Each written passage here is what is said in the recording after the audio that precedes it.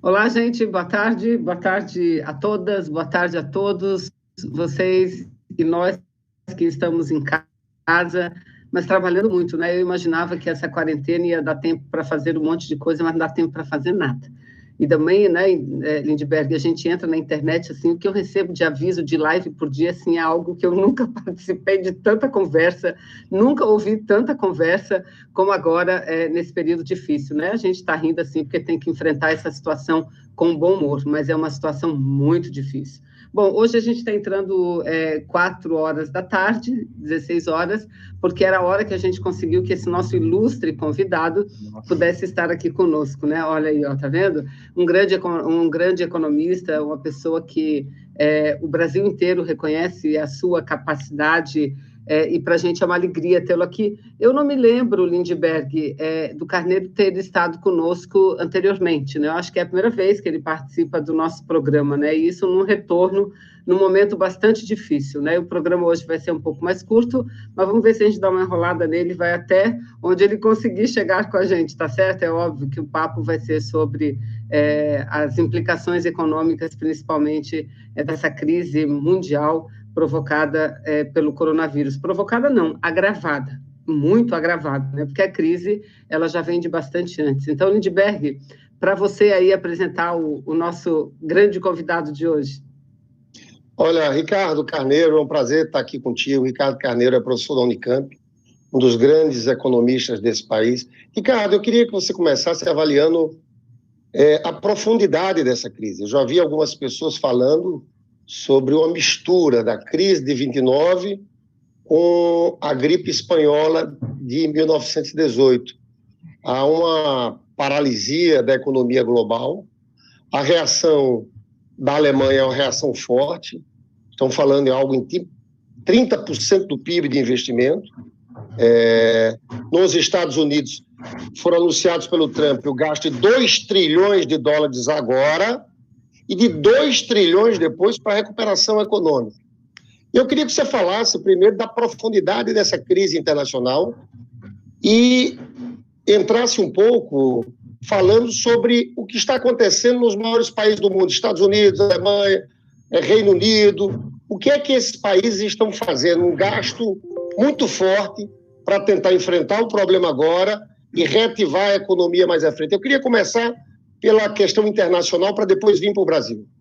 Então, boa tarde, Vanessa, boa tarde, Lindbergh. Prazer estar aqui com vocês, conversando sobre... Quer dizer, o assunto não é prazeroso, mas vamos lá, né? Em primeiro lugar, de fato, essa é uma questão prévia, né? Entender por que a crise tem assumido contornos tão dramáticos, né? O fato é que, do ponto de vista internacional, né, você tinha um processo que os economistas chamam de bolha, né? Vários mercados, desde a crise de 2008, na verdade, né? Como não houve uma mudança dos padrões de financiamento da economia capitalista, ela continuou, né, gerando bolhas de preços de ativos, bolhas de imóveis e tal, e são um crescimento dos preços dos ativos, e isso aumenta um pouco indiretamente a renda, e é isso que vai movendo as economias, né? Acontece que havia uma percepção clara, né, de que essa bolha já contaminava todos os agentes da economia, né? Essa que é a questão importante. Empresa superendividada, cotação de bolsa de valores lá em cima sem sustentação, né? Países emergentes excessivamente endividados, né? Empresas com dívidas impagáveis, tudo isso era um quadro prévio, né? Em cima disso vem a crise do coronavírus, né? Que significa uma interrupção dos fluxos de produção. Você pode imaginar a combinação disso, né? O que é que vai promover, né, a médio prazo na economia global, né? Essa semana eu estava ouvindo uma entrevista do nosso embaixador, que é diretor-presidente da OMC, e ele está dizendo que as estimativas de queda de comércio são entre 15% e 30% de queda do comércio internacional, né? Países já fazendo projeções de queda de 5%, 6%, 7%, 8% do PIB, né? Então, é mais ou menos, né, em cima de uma bolha que furou, né, já estava furando, não sustentava mais, você vai ter um choque, na verdade, de produção, que vai jogar a produção lá para baixo, né? Então, a combinação dessas duas coisas vai produzir uma crise, digamos assim, não só muito aguda, mas uma crise difícil de você sair, né? Tudo vai depender, de alguma forma, como a própria pandemia, né, do tratamento que você vai dar a essa crise, né? Quais são os programas que você vai pôr em marcha, na verdade, para sair da crise. Aí você perguntou disso. Você tem 2 blocos de programas, né? Você tem o programa fiscal, propriamente dito, esse que você falou, de 2 trilhões, na verdade é um pouco menos, é 1 trilhão e 700 bi dos Estados Unidos, que é 8% do PIB. A Inglaterra, mais ou menos nessa faixa, ou seja, programas fiscais, né? Ou seja, de gasto público, em torno de 7% ou 8% do PIB, né? E esses programas fiscais, eles são simplesmente para você resolver a questão da renda, que as pessoas deixam de ter renda, os estados e municípios deixam de ter renda, porque simplesmente você para a produção, para de vender, então o Estado entra substituindo o mecanismo privado de geração da renda. Então o Estado está dando a renda que as pessoas tinham, que o mercado não está funcionando, não pode dar, então o Estado entra dando a renda. Esse é o primeiro aspecto, e é recurso fiscal. Esses programas estão em torno de 8% do PIB, né, no mundo, né? E você tem o programa financeiro, né? Porque no momento desse, o preço dos títulos, as empresas vão produzir menos, vão ter menos lucro, o preço dos títulos cai, os bancos que estavam emprestando para a empresa recuam, não querem emprestar. Então, você tem um mecanismo, na verdade, de insolvência financeira generalizada, e aí o Banco Central faz o equivalente do ponto de vista financeiro. O que é que ele faz? Ele começa a refinanciar o setor privado. Com dinheiro de onde? Com dinheiro de expansão monetária, né? Como diz, falar uma brincadeira, roda a maquininha e financia, né? Então é isso. Emite moeda. Emite moeda.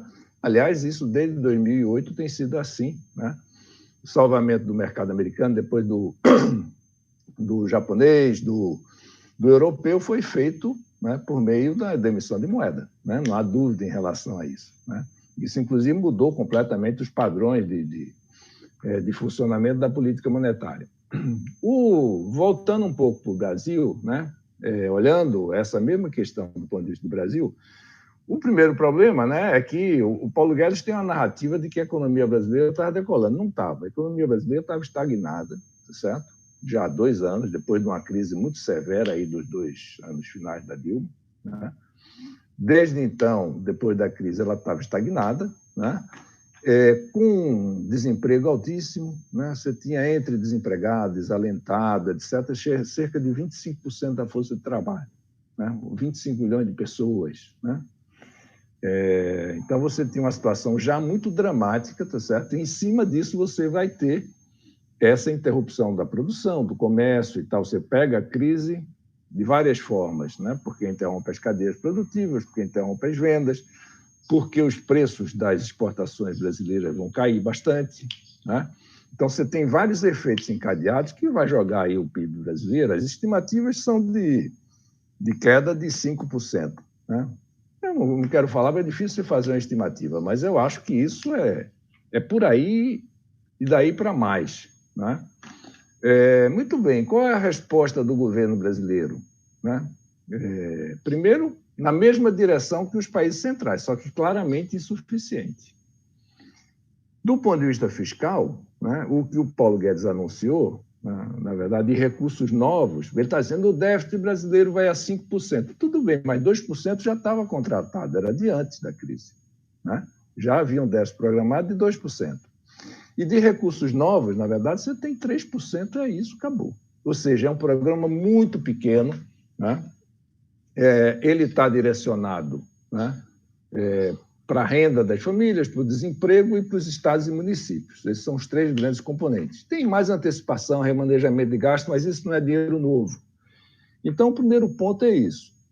Demorado, lento e pequeno, né? Você teria que ter um programa fiscal bem mais parrudo, para dizer assim, tá certo? Para poder enfrentar a crise, sobretudo na questão da sustentação da renda das famílias e dos trabalhadores, né?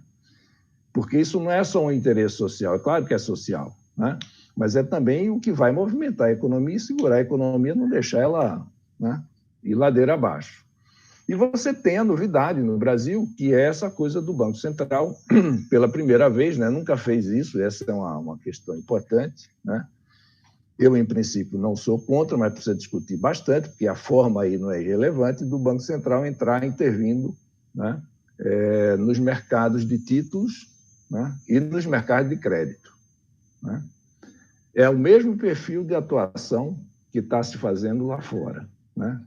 Mercado monetário de crédito, tá certo, via Banco Central, e a questão da renda, do emprego, da sustentação do nível de atividade com política fiscal, né? No caso da PEC, né, que se chama da PEC de guerra, né, que é sobretudo voltada para a questão do Banco Central, né, tem muitas dúvidas, né, e muitas, digamos assim, muita filigrana, muita discussão política institucional, né, se era preciso fazer uma emenda constitucional, se não era preciso, né? Vai dar carta branca para o Banco Central, tem toda uma discussão, mas eu quero dizer o seguinte, eu acho que a intervenção é importante e ela tem que ser feita, né? Por quê? Porque é aquela história de você estar no navio que está afundando, né? O pessoal lá da primeira classe e tal, não sei o quê, está muito bem, tá certo? E o de baixo não estão tão bem assim, mas se o navio afundar, vai todo mundo junto, né? Então, mas, Ricardo, diga, pode dizer.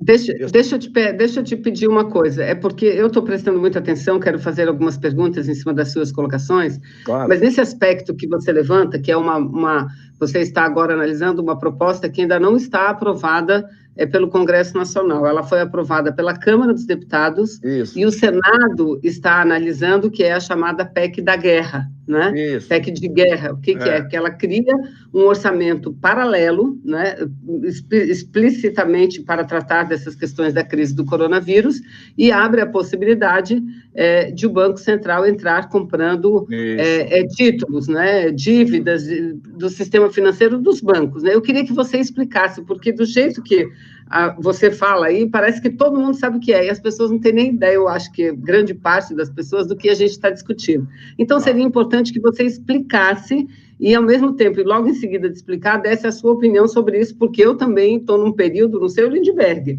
mas eu também estou num período de formação de opinião, porque eu considero muito grave as consequências do que poderá acontecer, acarretar, caso o Senado aprove como a Câmara aprovou. Ricardo, antes de você entrar, deixa eu entrar já no mesmo ponto. O Fed norte-americano já faz isso há um bocado de tempo. Né? Agora, é importante dizer que o Fed tem um duplo mandato lá. Tem também a questão da geração de empregos. Eu inclusive, batalhei muito. A gente conseguiu até ser aprovado no plenário do Senado esse projeto em relação ao Banco Central. Mas o que me parece, que veja bem, é o seguinte, é que os nossos neoliberais que foram convertidos a keynesianos nesse momento, e todo mundo agora fala da necessidade de gasto público, mas um problema muito concreto é que nós estamos tendo migalhas por andar de baixo, né? A gente vê essa medida provisória que corta salários, que alguns estão chamando de medida provisória da morte, essa renda mínima de apenas R$600. O Bolsonaro, no meio de tudo isso, está insistindo naquele projeto de impedir que pessoas que ganham até meio salário mínimo ganhem BPC. Aí vem esse projeto em relação ao Banco Central, que é do ponto de vista do Banco Central poder intervir na economia, eu acho que é uma medida apropriada, intervir na economia como um todo. Mas nesse caso, desculpe falar, estamos falando apenas de mercado financeiro, estamos falando apenas de títulos. O presidente do Banco Central chegou a falar que eles podem gastar 970 bilhões, no caso, de compra de títulos. Não parece uma situação colocada dessa forma, que é o caminhão de dinheiro para os ricos e migalhas para os pobres? Então, vamos por partes, né? Eu acho que precisa discutir várias coisas, né? Mas eu volto a dizer que eu acho que a intervenção é necessária, né? Nós podemos discutir, o meu ponto é esse, você pode discutir a forma, né?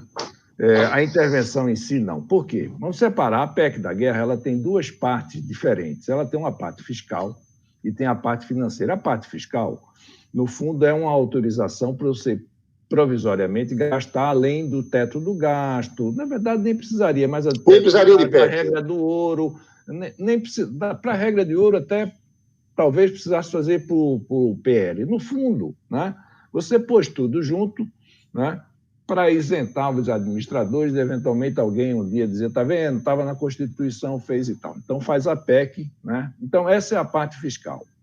E eu volto a dizer, eu acho que a parte fiscal no Brasil está subestimada, deveria ser muito maior. Né? Ademais, eu acho que na medida em que você vai financiar salvamento de sistema financeiro, né, com emissão monetária, você também poderia fazer isso para o gasto fiscal. Né? Porque senão vai ficar uma conta, mesmo que você faça uma política decente, vai ficar uma conta grande para pagar na frente. Né? Eu acho que nesse momento, aliás, até o Meirelles está defendendo isso, mas enfim. Então, essa é a parte fiscal propriamente dita. Aí você tem a parte, digamos assim, financeira do Banco Central. Aqui você tem que separar em 3 segmentos importantes. O primeiro dele é crédito. Né? Uma das medidas é você poder comprar direito creditório. Né? Imagina o seguinte, as empresas estão funcionando, né? Parte delas vão continuar a funcionar, porque a economia inteira não parou, né? E as empresas precisam, sejam as que estão paradas, mais ainda, sejam as outras, né? Precisam de capital de giro. Vamos imaginar o que é que vai acontecer com os bancos brasileiros, tá certo? No financiamento dessas empresas. Eles não vão financiar essas empresas. Eles já mal financiam essas empresas no dia a dia, sem risco, tá certo? Então, você tem que entrar no sistema de crédito com garantias públicas para que os bancos, tá certo, financiem as empresas.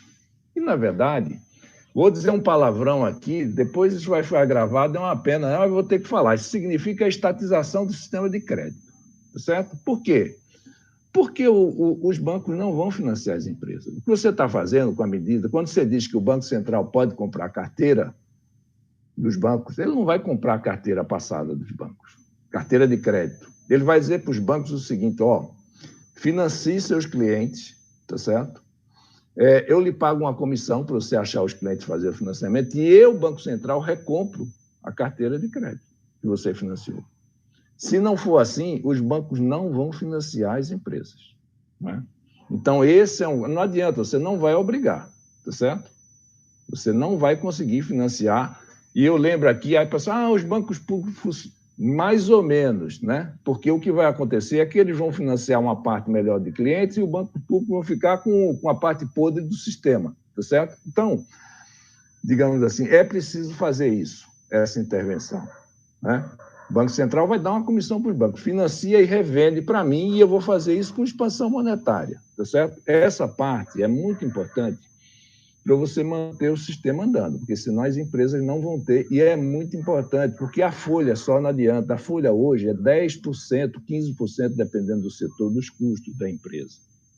Né? Então, você precisa... Ricardo, mas até que ponto isso é empresa que está ligado à produção, e até que ponto isso não são também... Não, peraí, eu estou falando do crédito. Eu estou falando do crédito para a empresa, tá certo? Entendi. Estou falando do crédito. Primeiro, agora vamos para os títulos, tá certo? Aí você tem 2 segmentos de títulos que são importantes: os títulos públicos e os títulos privados, tá certo? Muito bem.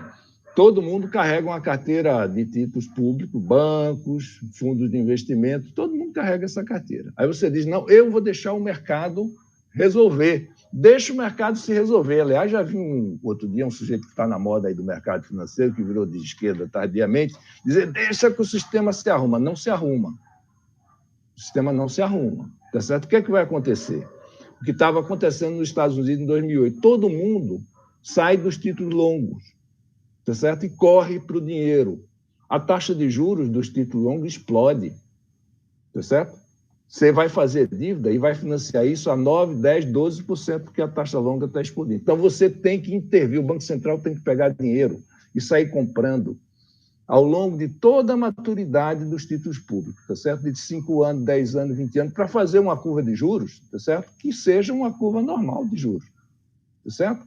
E que quando você recupera a economia, você tem aquela coisa, ou seja, o Estado tem que fazer o mercado já é míope e está cego. Essa que é a questão importante. Tá certo? Então, essa intervenção, com que é que vai fazer isso? Com dinheiro sem custo, com emissão de moeda, né?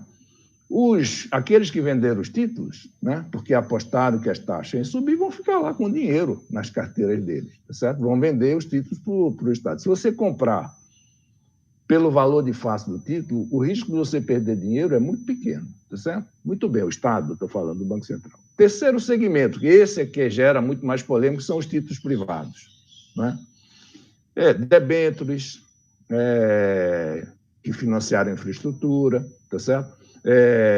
Commercial paper, como ele chama. Por que é que você tem que intervir? Porque está tudo travado, né? E esse segmento, de 5 anos para cá, tá certo? Já representa 15% do financiamento das empresas. Se você não conseguir, né? Isso aí é o seguinte, você emite o título, uma fintech compra, repassa, está tudo encadeado.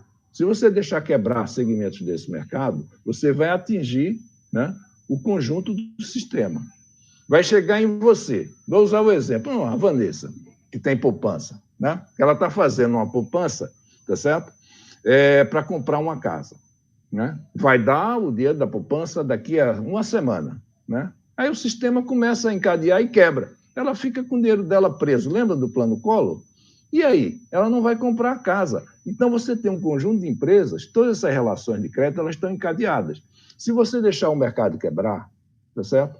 Isso vai travar vários segmentos do mercado. É o que o pessoal na economia chama de risco sistêmico, né? Então, esse é o problema. Aí vem, mas e o Banco Central, né? Vai intervir corretamente, não vai intervir? Eu acho que tem várias questões aí importantes. Primeiro, né? Nem os bancos, nem os fundos, tá certo, vão ter remuneração esse ano. Eu vou comprar a carteira de banco, o banco não vai poder distribuir dividendo, tá certo? Primeira providência importante. Eu vou comprar a carteira de fundo, 0 de taxa de administração, não é para ter lucro. Eu estou salvando o sistema, tá certo? Segundo, transparência. Todo mês tem que ir no Congresso Nacional, tá certo? Dizer quais foram as carteiras que foram compradas, por que foi comprada, etc, etc. E data para funcionar, né? Eu acho que é importante fazer, né? Acho que é importante fazer. Tenho ouvido muita crítica, tá certo? Mas eu acho que a gente não pode deixar o sistema financeiro quebrar, né? Porque o sistema financeiro quebrar, né, é aquela coisa, eu posso até não gostar do sistema financeiro, mas ele vai me arrastar junto, é o abraço do afogado, né? Ô, Ricardo, o problema é outro, é que no mundo real, quem está quebrando é o pobre, é a pequena empresa, é a microempresa. Eu entendo o seu raciocínio todo. Agora, isso é que está acontecendo no mundo real. Sim, mas uma coisa não tem a ver com a outra, né? Eu na verdade... Você ressaltou que a questão do gasto, da questão fiscal é insuficiente. Na verdade, era necessário ter mais. É claro, porque você resolve a questão do pobre, das famílias, do trabalhador, não é com o dinheiro que vai para o banco, né? O dinheiro do banco é um jogo, tá certo? De gente grande, digamos assim, de gente graúda. E vai salvar o sistema e o sistema vai continuar dando crédito, que é importante para a economia continuar andando. Esse é o tema. A renda das pessoas, tá certo? É outra história. Se você não fizer isso, você pode causar uma queda da renda maior na frente, tá certo? Eu acho que isso é importante, entendeu? Eu entendo bem o que você falou, a sua posição era outra, na verdade, é que era para ter mais investimento fiscal na questão da renda. Isso. Porque é isso que causa essa percepção de que só salva o andar de cima e o de baixo. Claro, mas eu concordo com isso, a percepção é essa. Por quê? Não é só percepção, é a verdade, né? Então, o problema é o seguinte, você vai fazer um programa para salvar o sistema bancário e financeiro, né? Salva todo mundo, mas salva mais os ricos porque eles têm mais dinheiro, né? Vamos falar assim, claro, né? Mas, ao mesmo tempo, você faz um programa fiscal muito pequenininho, né? Agora, Diga. Eu acho, viu? É isso, viu, Lindbergh? Eu acho que nós estamos diante de duas questões, mas que não estão, pelo menos eu entendo assim, não estão dissociadas. Uma são as medidas emergenciais voltadas para o povo, né? Que é esse gasto, essa expansão do Estado brasileiro na ajuda às pessoas. que, aliás, é pequena ainda, está pequena, como você diz, nós achamos isso, não é? E só está um pouquinho maior, só foi um pouquinho maior por conta da pressão que aconteceu na sociedade e que o Congresso fez a leitura, não é? Porque pelo Bolsonaro nem essa pouca ajuda teria. E a outra questão interligada é essa, como você manter o sistema financeiro também atuando, não é? Primeiro, eu acho que duas coisas que tem que resgatar aqui. Mostra que o papel do Estado é fundamental. Ele é fundamental em todos os tempos, na hora da bonança e principalmente agora na hora da crise, né? Mas não é só importante na hora da crise, na hora da bonança também. E aí, Lindbergh, eu tenho procurado ler sobre essa PEC que essa semana que entra, hoje já é sexta-feira, essa semana que entra o Senado vai votar. Eu não sei, queria que eu te ouvir, Ricardo, porque você fala da necessidade, mas por outro lado, o que eu estou lendo também é que a carta branca que está sendo dada para o Banco Central é algo absurdo. Eles fazerem, não teria que ter assim uma regulamentação, como você fala, transparência, para onde vai o dinheiro, como vai, porque isso, dar carta branca para o Banco Central fazer tudo. Eu não sei se no Brasil, se a legislação dispõe desses instrumentos tão transparentes que a população possa fiscalizar e acompanhar. Agora, na sequência, vamos falar daquilo que interessa, que é do povo mais, né? Você disse que a gente pode ter uma queda no PIB de 5%, foi isso que eu entendi, né? 5%, os analistas chegam a... Sim, eu também acho, que eu estou lendo aqui 2,5%, 3%, vai ser muito maior a queda, não é? Isso significaria quanto em desemprego? E o que é que o governo, qual é mais ou menos o volume que o governo e o Estado precisaria entrar para amenizar um pouco o impacto dessa crise? Porque, no meu entendimento, quanto mais o Estado ajuda, menor a queda do PIB, óbvio, né? Quanto mais o Estado entra, emitindo, fazendo a expansão, como vocês falam bonito, expansão monetária, não é? O quanto que precisaria para a gente não apenas ultrapassar esse momento, mas para mais lá adiante a gente enfrentar uma crise um pouco menor. Então, deixa eu falar só um detalhe que é um detalhe importante, né? No caso do Banco Central, a PEC ela é necessária porque o Banco Central não é independente.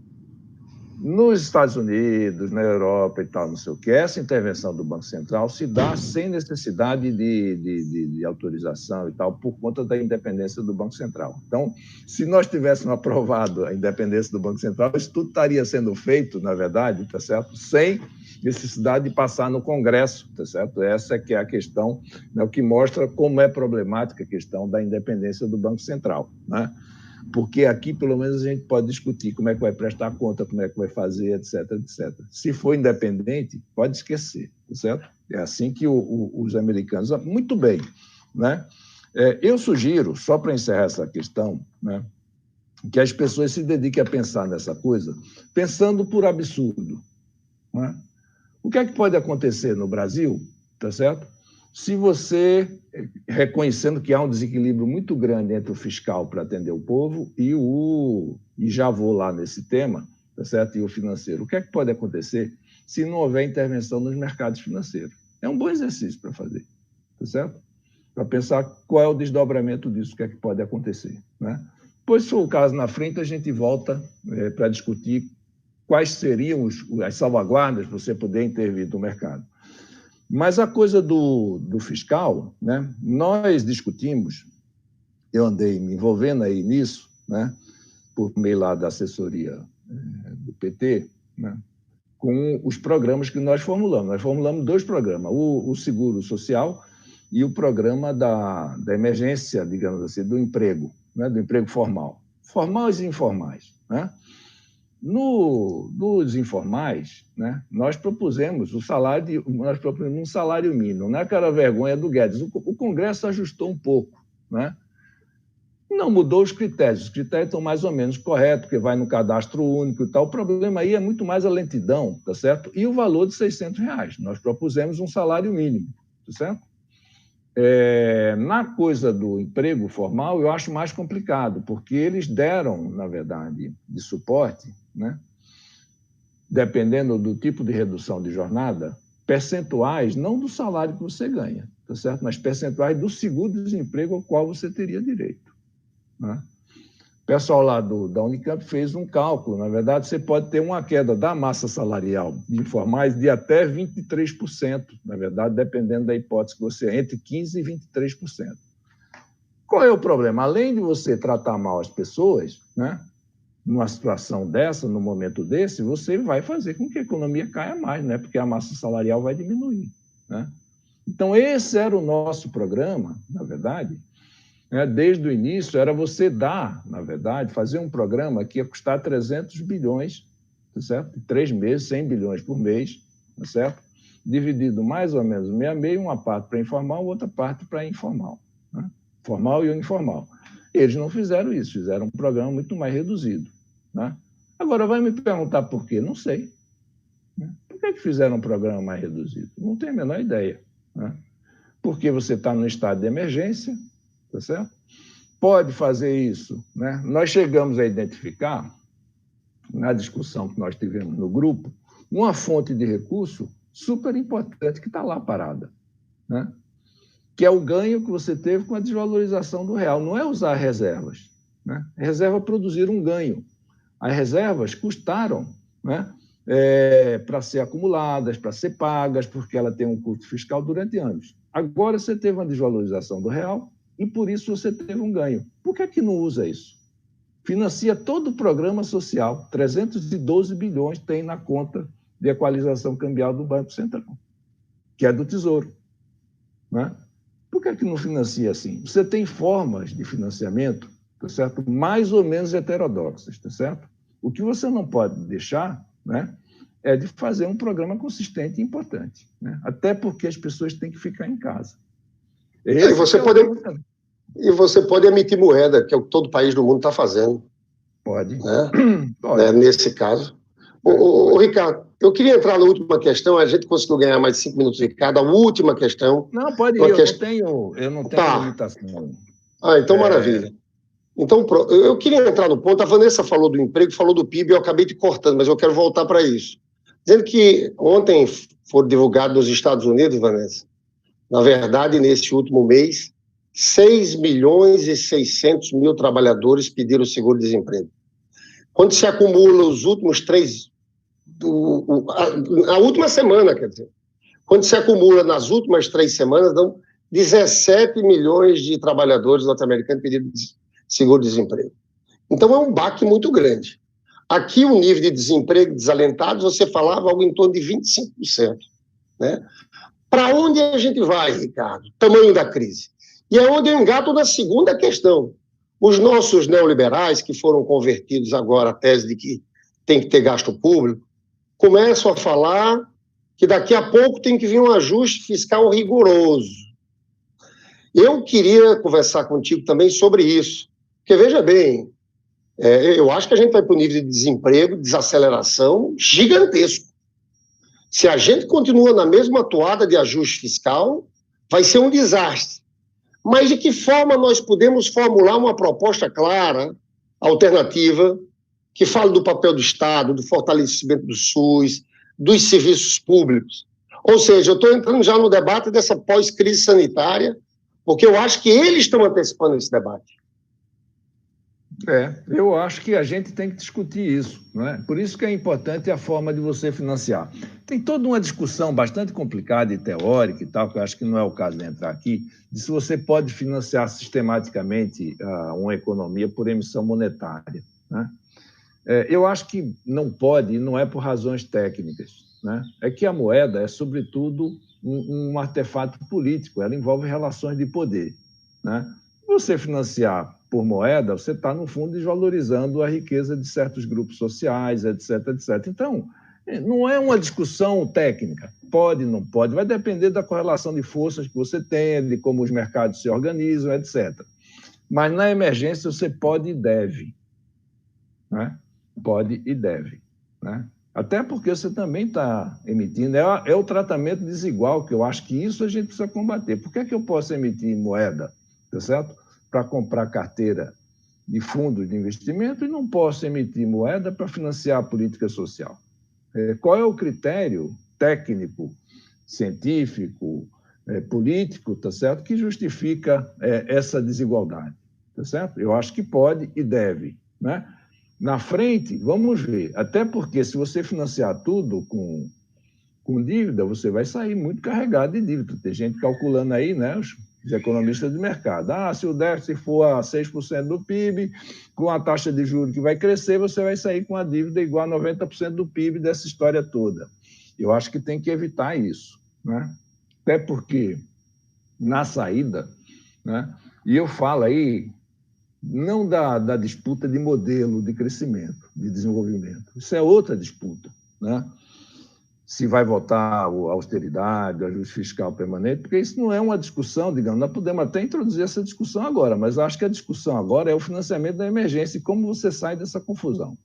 Então, a primeira coisa é você fazer uma política de sustentação da renda e de equacionamento da questão do crédito, tá certo? Porque aí você vai atravessar essa história sem um baque muito grande, porque é preciso evitar o baque muito grande, porque quanto maior, né?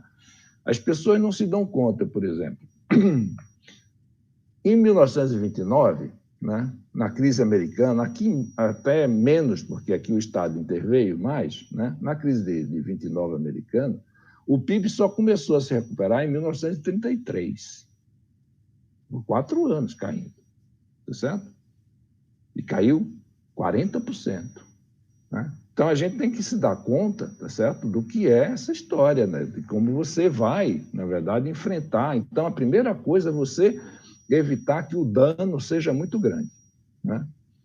3, 4 meses. É por isso que eu digo, nesse momento, financia com emissão monetária, salva o sistema financeiro para ele continuar financiando e tal, tá certo? E vamos atravessar esse negócio. Segura o leme do barco e vamos em frente.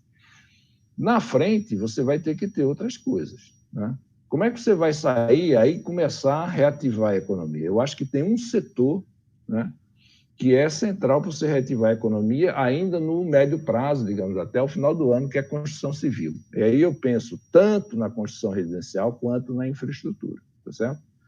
Na infraestrutura vai depender muito de gasto público, você tem uma quantidade de obras paradas muito grande. Mas depende do setor privado, porque você tem muita coisa que está parada, concessões, etc, etc. Vai precisar do Estado financiar, tá certo? E você tem a construção residencial, que parte dela depende, na verdade, dos fundos parafiscais, tá certo? Então, é mais Estado, você queira ou não queira, tá certo? Para sair.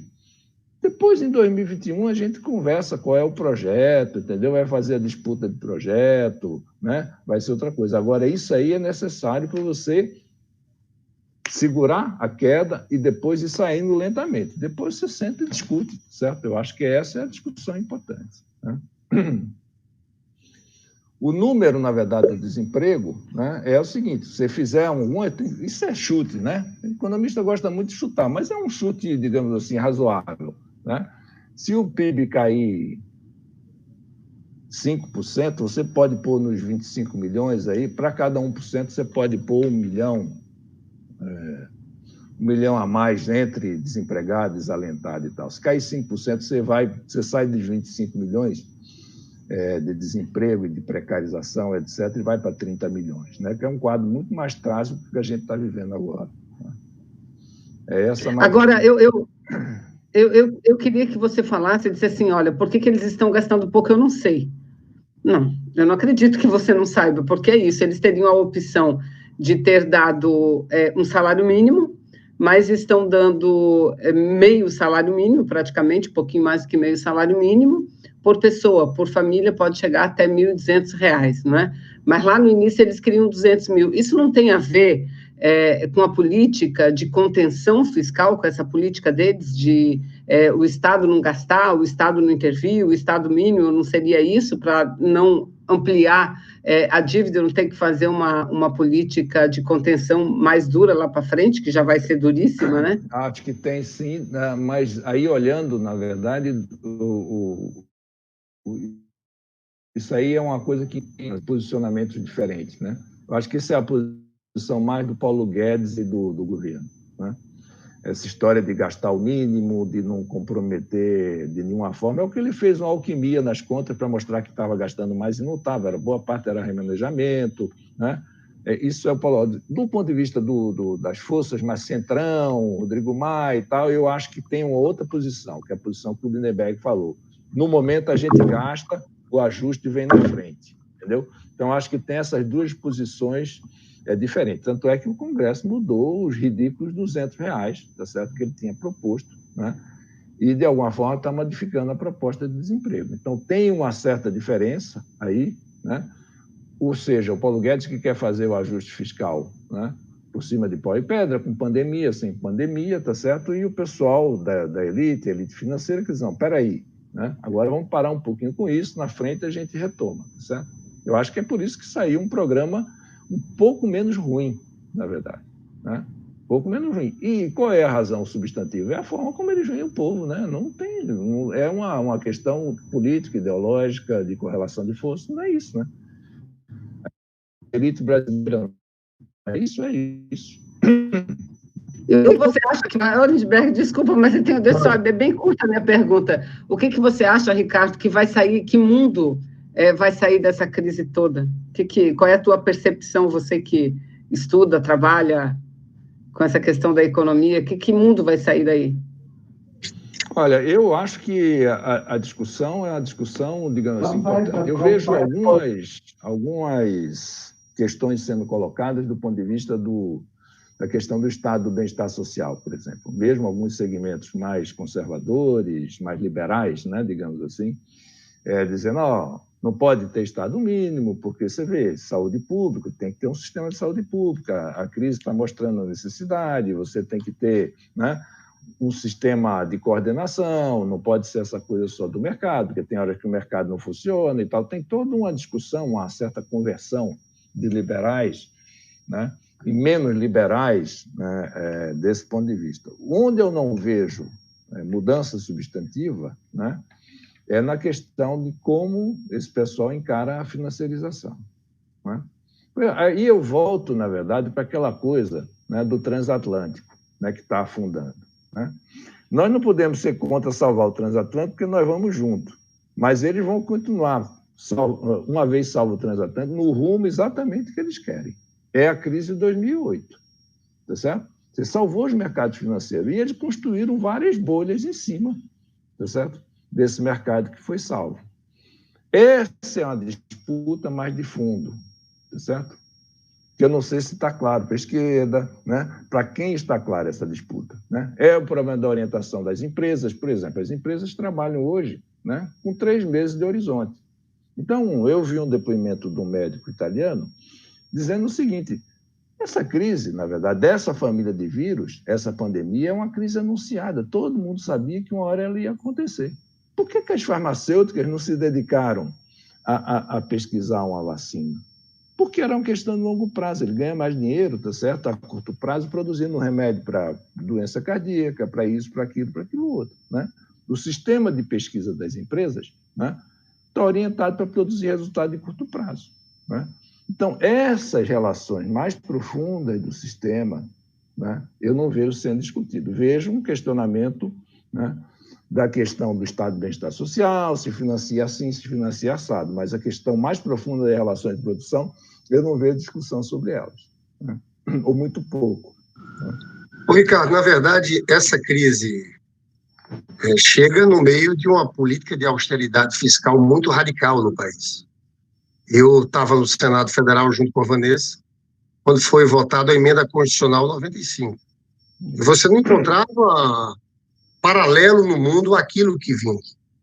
Na verdade, a gente já estava há 3 anos, houve um corte de 22 bi da saúde, além do corte dos mais médicos. Em tudo que é município, Ricardo, estavam fechando posto de saúde, clínica da família. Aqui no Rio, isso estava acontecendo aos montes. O Crivella havia acabado de demitir 800 funcionários da saúde. E aí que vem essa crise, né? O debate sobre o pós, você quando fala alguns setores falando do estado do bem-estar social, eu acho que esse é um debate que vai acontecer no mundo e abre-se possibilidade para isso. Aqui no Brasil, infelizmente, há uma coalizão política na defesa dessa austeridade radical, que para mim é um problema. Uma coalizão política que junta de Paulo Guedes, do governo Bolsonaro, a Rodrigo Maia, que é um cara importantíssimo do Congresso, né? A Rede Globo, entendeu? Então, aqui eu vejo que no Brasil nós temos um problema maior. Quem seriam as forças políticas, a aliança política necessária? Eu falo do ponto de vista do parlamento, mas falo do ponto de vista também das frações de classe. Será que descola algum setor do andar de cima, da burguesia, que possa entender que é necessário uma presença do Estado mais forte?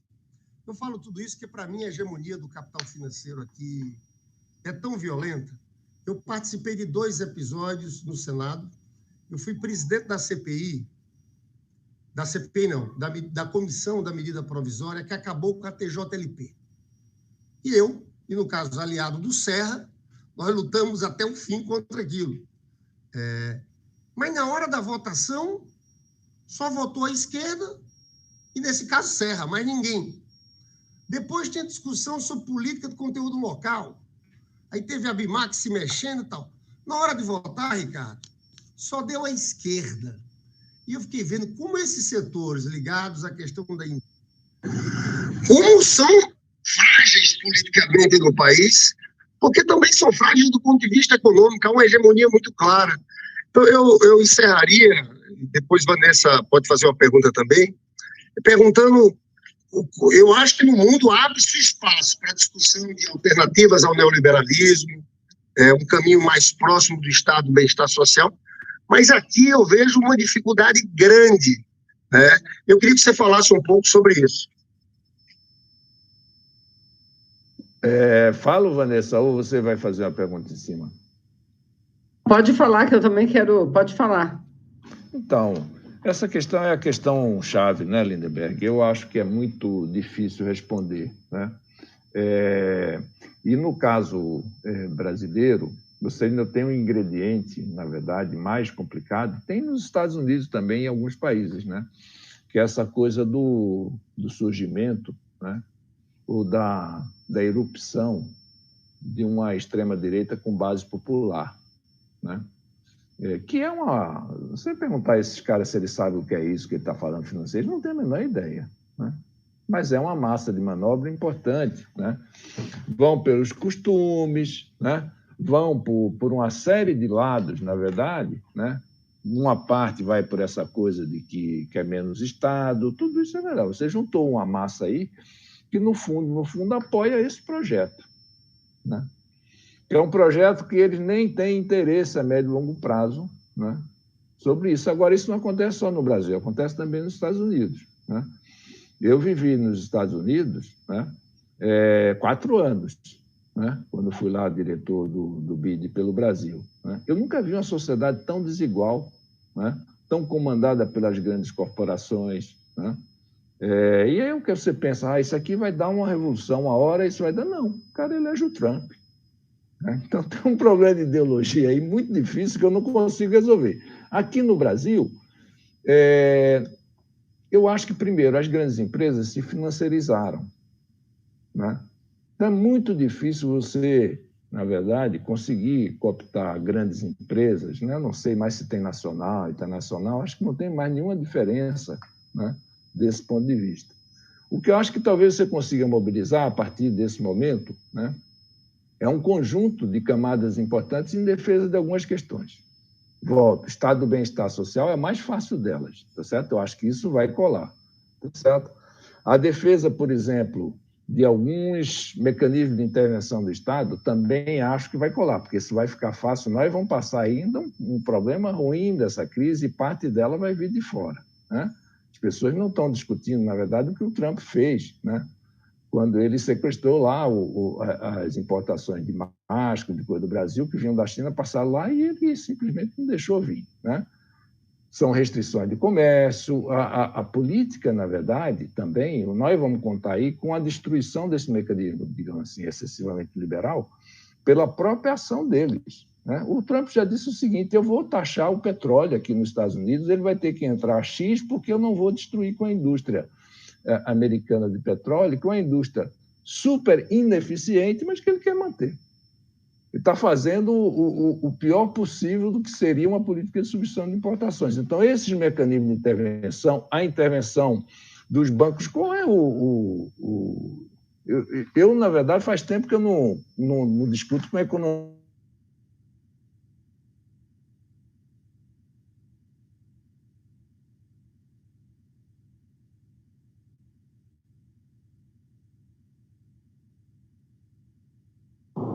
Vanessa interrompeu um pouco, Ricardo. Voltou.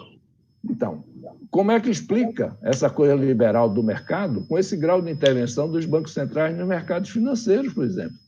Não existe. Esse negócio de mercado, né, é uma ideia que não vai subsistir, tá certo? Está sendo agora, o que a gente precisa pensar é o que é que põe no lugar, entendeu? Essa é a discussão. Vanessa, tem uma última pergunta aí. Não, o Ricardo falou aí, até quando essa ideia do... Porque, na realidade, quem determina as políticas, e não é só a política econômica, é a política geral, porque a econômica gera a política social, né? Ela que determina o rumo, já são esses tais mercados, é isso que você diz aqui, a gente sabe o quanto foi difícil, né, Lindbergh, segurar o projeto da independência do Banco Central. Porque é óbvio, as pessoas não se dão conta disso. Isso não é do conhecimento da grande maioria da população, não tem nem ideia do que seja isso, não tem nem ideia de qual é o papel do Banco Central. Um Banco Central independente tem um poder muito maior do que um presidente eleito, muito maior, não é? Então, aonde que está, às vezes, eu acho que a gente tem que olhar para dentro e ver como é que nós dialogamos com a população. Por que a gente não consegue mostrar isso? Não é? Para a classe média, eu não digo assim, uma pessoa que trabalha no chão de fábrica, não, intelectuais, gente, professores de universidades que não são da área de economia, não têm ideia do que seja isso, e não estão nem aí, não estão nem aí. Então, eu fico, viu, Ricardo, eu acho que isso também me levou a uma coisa, eu quero te perguntar, é uma preocupação que a gente tem que ter hoje, porque é isso, a gente tem uma burguesia nacional hoje, né? A gente tem uma burguesia ou não tem? Até as Forças Armadas, você veja, as Forças Armadas hoje, ela está igualzinho o Bolsonaro. Eles são subservientes aos norte-americanos, à política do Donald Trump. Lamentável isso, não é? Mas eu acho que eles vão espalhar tanta miséria aqui no Brasil, tanta miséria, que a gente vai se reerguer. Como eu não sei, mas nós vamos nos reerguer. Disso eu não tenho dúvida. Ô, Ricardo, eu queria te agradecer. Esse debate do Banco Central, você sabe que eu me lembro lá com a Vanessa, eu fui autor de um projeto de lei complementar para falar do duplo mandato, colocar a questão do emprego. Você sabe que a gente conseguiu aprovar na CCJ e a gente ganhou a votação no Senado, né? Só que a gente teve 38 votos. Era um projeto de lei complementar, a gente precisava ter 41 votos, né? E no caso, infelizmente, naquele momento, o governo encaminhou contra. Mas era um debate muito interessante, você vê que tem espaço sobre... Né? Eu lembro que o Renan Calheiros, por exemplo, votou com a gente ali, Vanessa. Então, se eu falar um negócio para você, o mandato do Banco Central americano, ele não é duplo, ele é triplo. Triplo. Porque ele tem a meta de inflação, tem o emprego e tem a estabilidade financeira. Estabilidade do sistema financeiro, é verdade. Claro, é verdade. É por isso que ele faz essas intervenções sem risco de ir, tá certo, à Corte Suprema nos Estados Unidos. Porque ele tem esse mandato. É verdade. Aqui nós não temos como. Ricardo, quero te agradecer. Obrigado a vocês, foi ótimo o papo, na verdade. Acho que podemos repetir uma outra vez aí, tá bom? Um abraço enorme, Ricardo. Valeu, querido. Tchau. Valeu, tchau. Tchau, Lindbergh. Obrigada, Cris. Valeu.